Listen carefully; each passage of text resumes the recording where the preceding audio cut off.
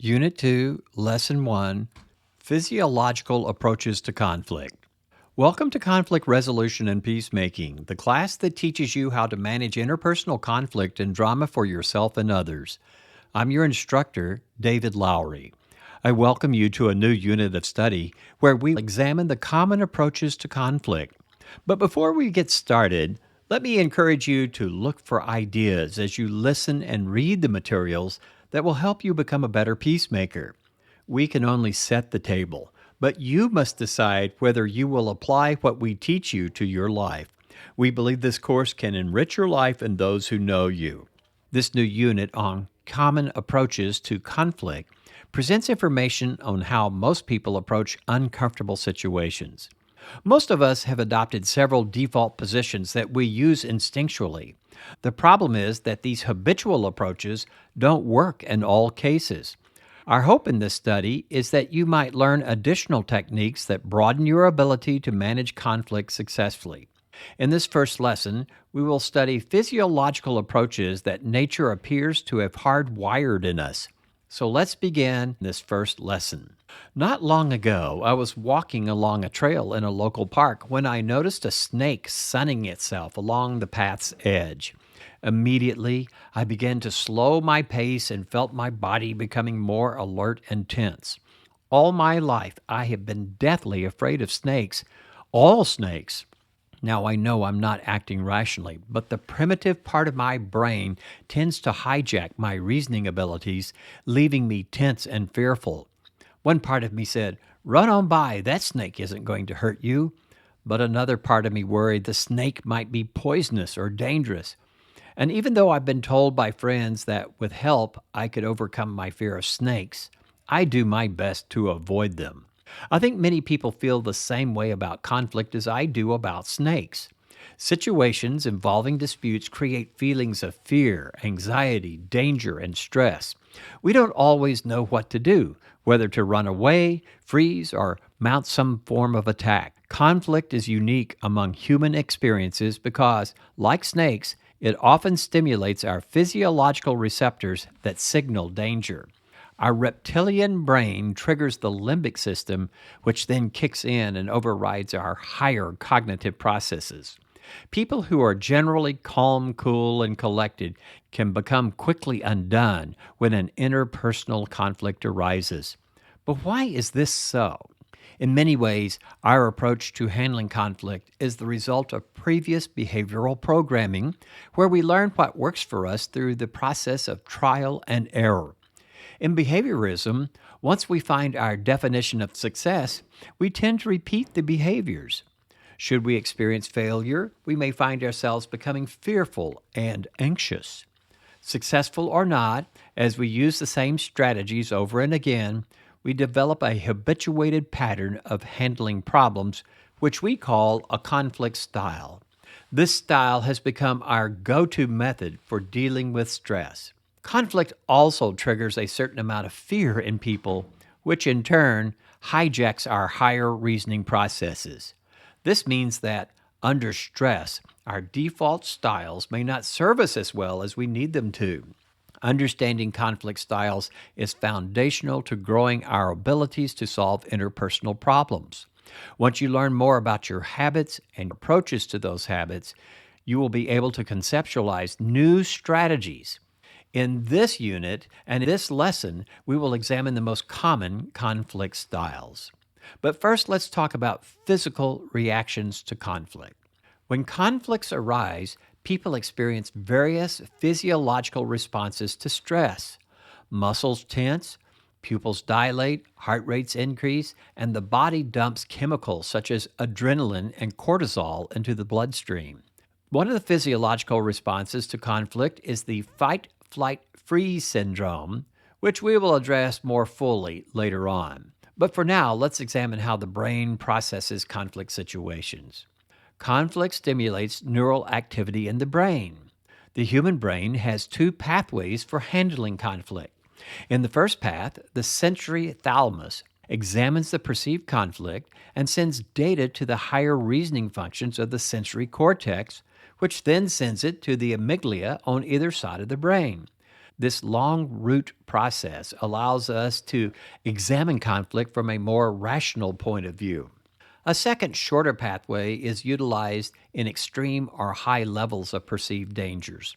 In this instance, the sensory thalamus immediately activates the amygdala on either side of our brain, which activates our brain's limbic reptile centers.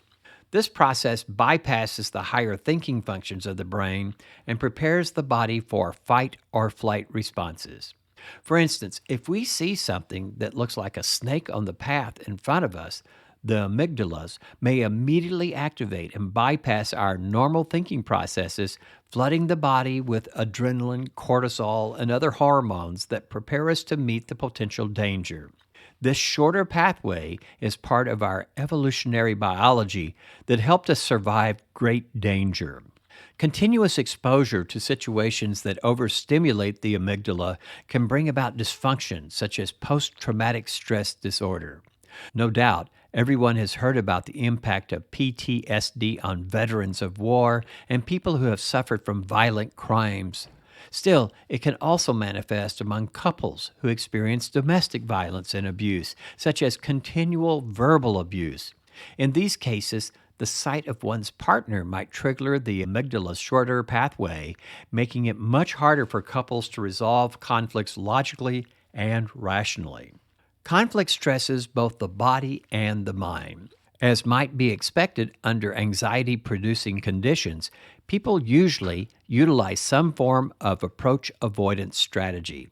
They either run towards or away from conflict, depending upon various factors. In the field of social psychology, approach-avoidance describes conflict situations where one faces the desire to approach and avoid simultaneously. For instance, a person might be offered a job promotion, but it comes at the expense of cutting back the workforce, which might include some of their friends. In their work on reinforcement sensitivity theory, researchers Jeffrey Gray and Neil McNaughton propose that people utilize 3 standard stress reaction systems. They are fight, flight, freeze, known as the FFFS. The behavioral approach system and the behavioral inhibition system are parts of this fight, flight, freeze system. These are trait-based approaches to conflict rather than stimulus-response behaviors. Fight, flight, freeze is relatively self-explanatory. It states that in situations that are stressful, people either run away, become aggressive, or remain frozen in indecision. These general categories help describe overall approaches, but they don't explain the motivation behind them, as do the behavioral approach system and the behavioral inhibition system.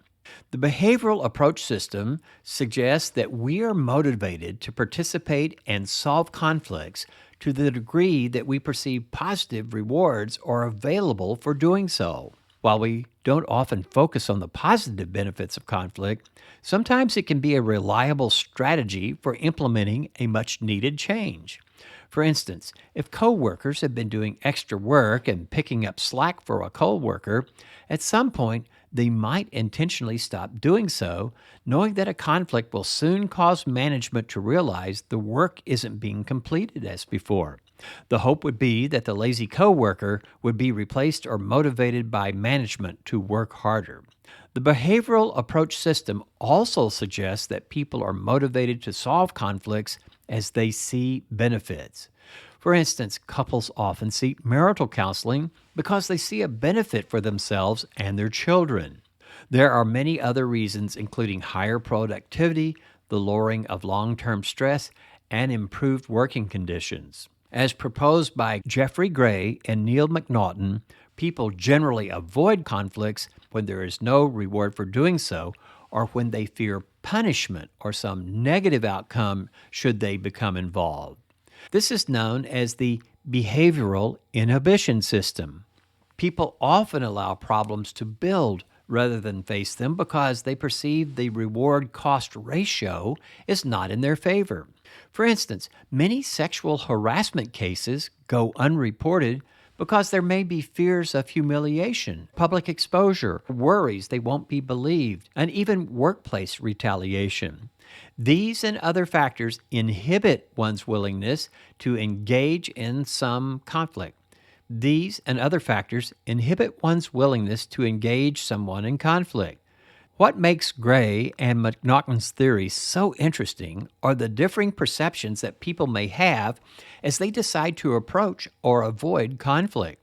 One person may perceive few benefits from engaging in conflict. Another might perceive all kinds of rewards. Thus, the ability to see a bonus or beneficial outcome makes a tremendous motivational difference whether one chooses to approach a conflict or not.